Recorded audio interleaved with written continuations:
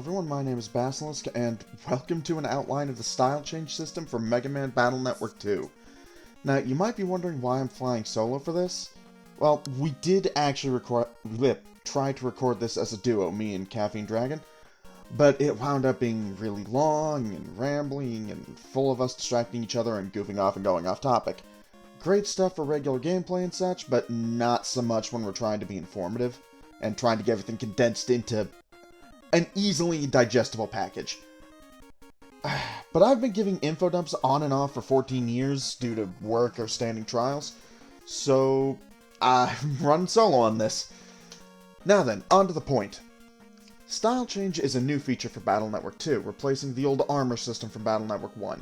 Unlike the armors, which just halved damage and gave you an elemental weakness, style change can have a very profound and noticeable impact on how you play the game, and what styles you get are likewise informed by how you play the game already. Basically, they let you customize Megaman so that he better suits your playstyle. That said, none of them give you a flat damage reduction like the armor, so that is something to be aware of. Now, before we get into the styles themselves, we're going to cover how you obtain a style. In Battle Network 2, you get a new style every 280 battles, which doesn't sound like a lot on paper, but in practice it can take quite a while to rack up that many battles, especially if you aren't using Buster Max or you don't get the chips you need to clear a battle quickly. What style you get is based off a point system that we'll discuss more in depth later. However, your first style change does occur at a set point, your first battle after entering the mother computer during Scenario 4. Each style can also level up, which only affects the special charge attack you get while you're in style change. The rate at which they level up is different for each style, and we'll talk about that more in time. Now, each style is made up of two parts, the element and the style itself.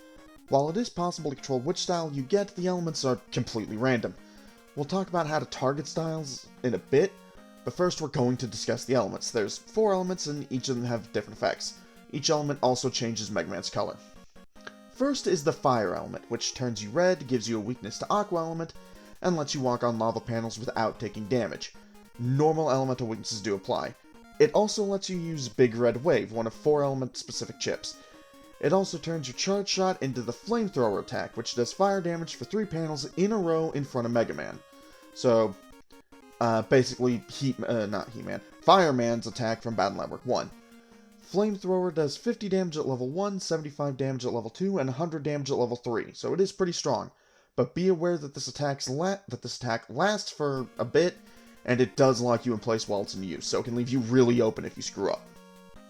Second is the Aqua element, which turns you a different shade of blue, gives you a weakness to Elect element, and lets you use the Freeze Bomb chip.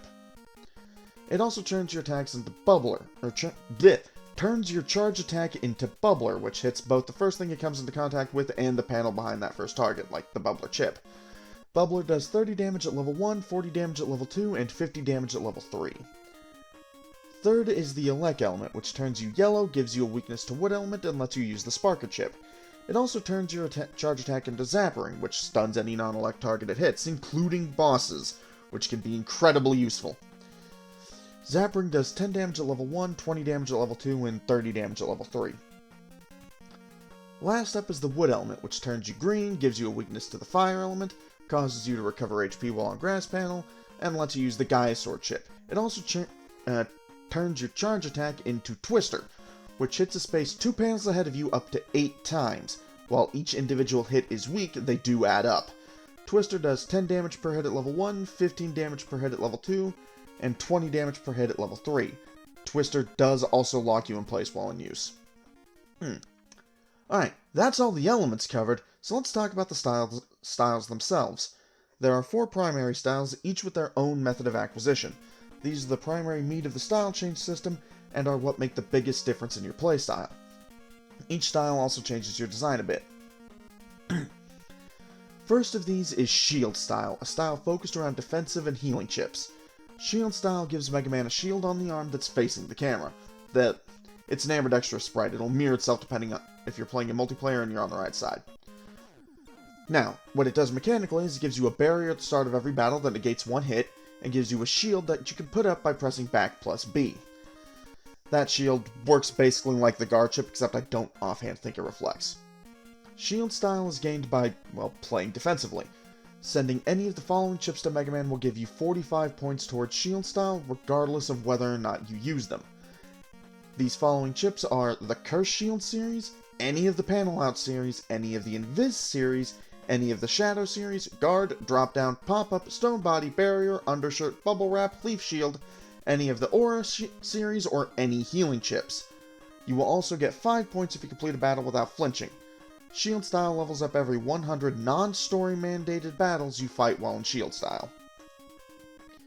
Next up is Gut style, a style focused around making heavy use of the Mega Buster rather than battle chips. Gut style gives Mega Man a big gauntlet on the arm that's facing the camera, doubles your Buster attack stat up to a maximum of plus 10, which doesn't affect the elemental charge shots that I mentioned earlier, all of which are unaffected by the Buster attack stat. Permanently sets your Buster's rapid stat to 1 and gives you super armor that prevents flinching. Gut style is gained by heavily using your Mega Buster. You get 1 point up to a maximum of 255 points every time you fire the Mega Buster. If done while the custom gauge is full, each shot counts as 5 shots. You also get 10 points for every charge shot you fire up to a maximum of 255 again. These, again, count as 5 shots if the custom gauge is full, but the special elemental charge shots do not count. For this reason, it's recommended to use normal style if you're grinding specifically to get Gut style. Gut style also levels up every 120 non-story mandated battles you fight while in Gut style. Next is Team style, a style focused around using Navi chips. Team style gives Mega Man a different helmet and lets you put 8 Navi chips in your folder instead of 5. It's worth noting that in the Japanese version of Battle Network 2, it also lets you put up to 8 copies of the same Navi chip in your folder, ignoring the cap on repeat chips in the folder. This is not present in the English version of the game, so be aware of that. Team style is gained by, well, using a bunch of Navi chips. You get 50 points for sending 1 or 2 Navi chips straight to Mega Man in a single hand, regardless of whether or not they're used. You get another 50 points for each Navi chip you send beyond 2, so 3, 4, and 5 each count for an additional 50 points, again regardless of whether or not they're used. Team style levels up every 130 non-story mandated battles you fight while using it. Last up is Custom style, a style focused around using program advances or just a lot of chips at once. Custom style gives you a different backpack and lets you start each battle with 7 chips in your hand instead of 5. Custom style is gained by, as you can imagine, using either program advances, using a lot of chips in one turn, or using the add feature. You get 5 points for sending 2 chips, 25 points for sending 3, 50 for sending 4, and 60 for sending 5. You also get 20 points for forming a program advance, which does stack with the points for sending more than 1 chip. However, it is worth noting that you don't have to use the chips or the program advance, but Navi and defensive/healing chips do still count towards team or shield style respectively, so be aware of that. Finally, you also get 30 points each time you use the add function, although it doesn't matter how many chips you send with the add function style. How many chips you use, Finally, you also get 30 points each time you use the add function, though it doesn't matter how many chips you use the add function with. You'd think I would know how to read a script by now. Custom styles level up every 160 non-story mandated battles you fight while in custom style. Whew. Okay, so that was a lot. But don't worry, there's more. So all the points I talked about and how they add to which style that you're going to get the next time you earn a new one? Well, if all that was just too simple for you, there's an additional level of complication. You see, you don't just get all those points added to your tally for the next style. No, that would be entirely too simple. Instead, at the end of the battle, any points you get are tallied up, and whichever style got the most points in that battle gets 1 point towards its actual point total. No other style gets any points. If there's a tie for first, every style involved in the tie gets a point. If you somehow didn't get any points towards a style, which is actually quite difficult, then every style gets a point. If there's a tie for first at 280 battles, which is when you're supposed to get a new style, there is a selected order that the styles go in. That order is Shield, Team, Custom, Guts. If there's a tie, for example, between Shield and Custom style, you get Team style. And no, there's no easy way in-game to track which style you're making progress towards. You can hold up two styles at You can hold up to 2 styles at a time and can switch between them and normal style at will. Speaking of, there are actually two special non-elemental styles we need to talk about as well. The first of these is normal style. That is just normal, regular-ass Mega Man. No elemental charge attack, no special abilities. However, it is the only way to use the Fighter Sword, Knight Sword, and Hero Sword chips, so that is worth taking into account if you really like those chips, and they're pretty decent. The other, final style, is a secret style. It can only be acquired after beating Battle Network 2's post-game story. So if you haven't done that yet and want to avoid spoilers, this is your warning to fuck off out of here before spoilers occur. Okay, if you're still here, you clearly want to know. The final style is Hub Style. Hub Style turns Mega Man a slightly brighter blue, has no elemental component or design change component, and is absolutely insane in terms of power. Hub Style has the following effects.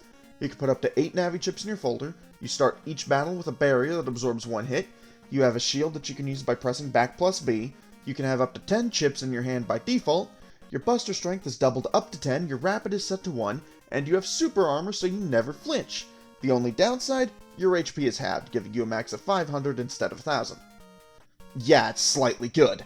That HP loss is more than worth the payoff, trust me. However, you can't get this until you're basically working on 100% of the game. There's 2 requirements for getting Hub Style. The first is that you have either one style at least level 2 or 2 styles at level 1. Not difficult at all, admittedly. The other is that you have S-ranked all V3 Navis except base V3, including all 3 other post-game bosses besides base. This is, of course, the hard part. In addition, Hub Style is only ever offered once. If you pass it up or override it, it's gone for that entire playthrough. Hub Style does not level up. Okay, now we're done except for a few bits of trivia. First off, you can trade styles over network, except for normal style, which everyone has by default. Hub Style can be traded this way in the original Game Boy Advance release, but not in the Legacy Collection re-release. I'm not sure why. Finally, some people might think I left out some things concerning Gut Style or the Elec element. I know what you're thinking about, and they're not in this game. The Gut Style thing is in Battle Network 3, and we'll talk about it there. As for the Elec element, there used to be a belief back in the GBA days that lets you ignore magnet panels, but that doesn't seem to be a thing for any version of style change. I thought it was in this game, but not that I was able to find through testing. Anyway, and I didn't find it listed anywhere either. Anyway, that's it for Style Change. Thank you all so much for watching, and Caffeine Dragon and I will be back together in the next video. Thank you, and good night, folks.